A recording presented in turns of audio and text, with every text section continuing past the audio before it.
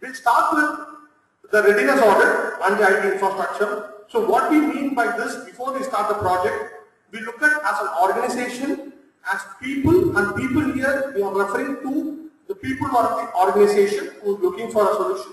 We are talking about process. What kind of structure do they have?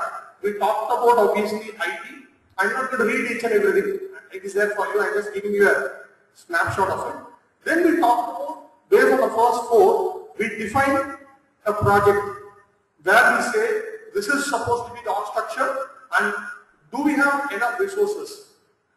Here again I can give a live example of my own customer. It's a very good decision which the customer took. Even I was trying to push the customer to start a project implementation.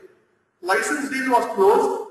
The customer has already paid the license, but customer said, unless I have project manager from my side, I am not going to start the project. And it actually took, for whatever reason, 6 months for the customer. Customer waited. Even I was trying to tell the customer, you already bought the licenses, why don't you start? We are losing, thanks to the AMCs and things like that.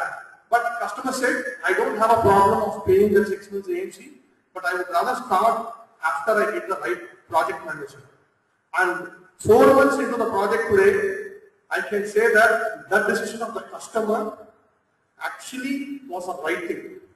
If that wouldn't have been done without the project manager, the kind of challenges today we are facing on the project, I'm sure we would have sailed the boat the way we have.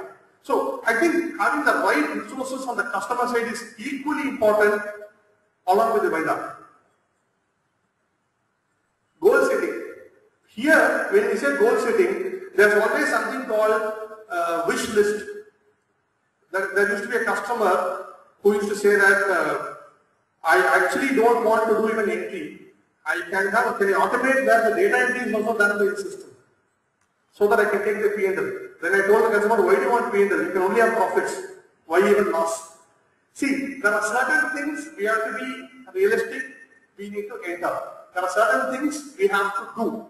So when we say goals here, we are not talking about the last dot, what we want. We are talking about what are the 3 things, 5 things you want to achieve by going for an ERP. We are talking about the metrics, and end of the exercise, we ensure that we do an analysis and audit whether those metrics are met or not. So that is what we are talking here, and not like, for example, there are products which the customer is using a legacy application for 10 years.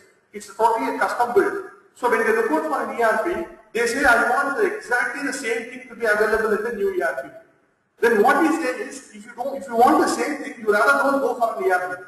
You rather live with your existing system. You go for a new system, it comes with a lot of best practices. You should be ready to use it. So here what we are referring to is key metrics at a module level or at a department level what you want to achieve.